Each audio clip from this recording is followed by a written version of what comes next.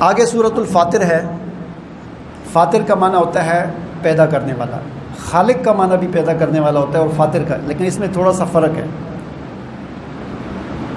فاطر کہتے ہیں کسی چیز کو پہلی دفعہ پیدا کرنے والا، ایجاد جسے ہم کہتے ہیں، اس سے پہلے وہ چیز نہیں تھی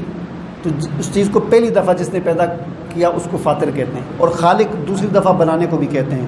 پہلی دفعہ بنانے کو بھی کہتے ہیں، دوسری دفعہ بنانے کو بھی کہتے ہیں۔ یہ تھوڑا سا فرق ہے، معنی دونوں کو ایک ہی ہے، پیدا کرنے والا، بنانے والا، لیکن فاطر وہ ذات کہ جس نے کسی چیز کو پہلی دفعہ بنایا۔ الحمدللہ فاطر السماوات والارض، تمام تعریفیں اس اللہ کے لیے ہیں جو کائنات کا فاطر ہے، جس نے پہلی بار، اس سے پہلے کائنات کسی نے نہیں بنائی تھی، پہلی بار اللہ نے بنائی ہے۔ جاعل الملائکۃ رسلا، اور اسی طرح فرمایا کہ اللہ کی ایک اور تعریف، اللہ وہ ہے کہ ما یفتح اللہ للناس من رحمت فلا ممسک لها وما یمسک فلا مرسل له من بعدہ، اللہ وہ ہے کہ جب وہ کھول دے کسی کے لیے اپنی رحمت کا دروازہ کھول دے تو کوئی اس کو روک نہیں سکتا، اور کسی کے لیے اللہ تعالیٰ اپنی رحمت کا دروازہ بند کر دے تو اسے کوئی کھول نہیں سکتا۔ اسی چیز کو حضور نبی کریم صلی اللہ علیہ وسلم نے ایک مرتبہ حضرت عبداللہ بن عباس، ابھی چھوٹے سے تھے، 8-10 سال کے تھے یہ عبداللہ بن عباس، آپ کے ساتھ گھوڑے پر آپ کے پیچھے بیٹھے ہوئے تھے۔ آپ علیہ السلام نے فرمایا کہ اے بچے، یہ بات یاد رکھ کہ جب بھی تو سوال کرے تو صرف اللہ سے سوال کر، جب بھی تو مدد مانگے تو صرف اللہ سے مدد مانگ، اور یہ بات یاد رکھ بچے کہ اگر ساری دنیا تجھے مل کر نقصان پہنچانا چاہے تو تجھے نقصان نہیں پہنچا سکتی سوائے اس کے کہ جو اللہ چاہے گا، اور ساری دنیا تجھے مل کر فائدہ دینا چاہے تجھے فائدہ نہیں دے سکتی سوائے اس کے کہ جو اللہ تجھے فائدہ دینا چاہے گا۔ اس بات کو اپنے پلے باندھ لے بچے، اور یہ بات یاد رکھ کہ یہ جو ہے قلم جو ہے خشک ہو گیا، سیاہی خشک ہوگی، سب کچھ لکھ دیا گیا ہے۔ تو یہاں پر یہی چیز فرمائی کہ اللہ اپنے رحمت کے دروازے کھول دے کوئی اسے بند نہیں کر سکتا، اور اگر بند کر دے کوئی اسے کھول نہیں سکتا۔ اور فرمایا کہ اللہ یا ایھا الناس، اے انسانوں، اذکروا نعمت اللہ علیکم، اللہ کے انعامات کو اپنے اوپر یاد کرو، یاد کیا کرو کہ اللہ نے مجھ پر کیا کیا انعامات کیے۔ انسان اپنی زندگی کو سوچے کہ میں جب آج سے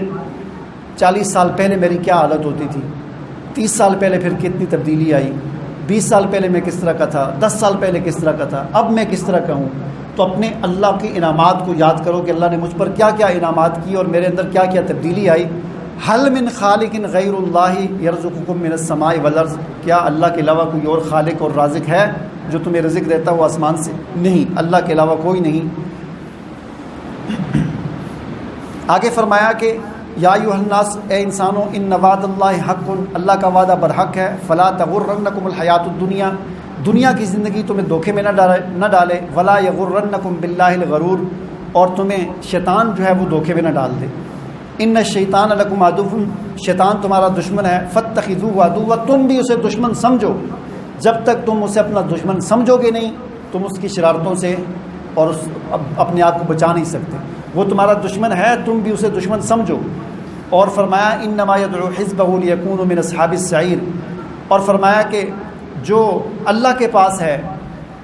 ایک اور جگہ پر اللہ تعالیٰ فرمایا کہ ما عندکم ینفد وما عند اللہ باق، تمہارے پاس جو کچھ ہے نا وہ ختم ہونے والا ہے، لیکن اللہ کے پاس جو ہے وہ ختم نہیں ہونے والا۔ یعنی تم جو اللہ کے راستے میں خرچ کرو گے وہ باقی ہے، وہ تمہارے اکاؤنٹ میں جمع ہو جائے گا، لیکن جو تمہارے پاس رہے گا وہ تم کھا پی کر ختم کر لو گے، وہ ختم ہو جائے گا۔ اور اسی طرح فرمایا کہ من کان یرید العزت فللہ العزت جمیعا، اللہ تعالیٰ جسے چاہتا ہے عزت دیتا ہے، اور جسے اللہ عزت دے اسے کوئی ذلیل نہیں کر سکتا، اور جسے اللہ ذلیل کر دے اسے کوئی عزت نہیں دے سکتا۔